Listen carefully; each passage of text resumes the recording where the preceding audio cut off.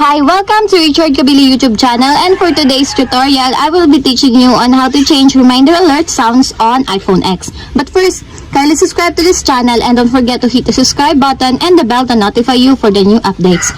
And let's start. Using your iPhone X from your home screen, first go to Settings. In the settings, scroll down and click the Sounds and Haptics.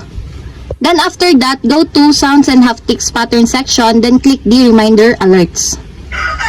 Then in the Reminder Alerts, if you want your sound play with alert tones, just choose the tones that you want in this part by putting a check mark on the side. And your alert tones is Enable. And if you want your sound play with ringtones, just scroll down and go to this part by also clicking the ringtones that you want, until there's a check mark also on the side.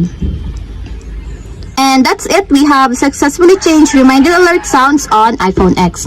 If you have a question, kindly comment down below and don't forget to hit the subscribe button and the bell to notify you for the new updates. And thank you for watching.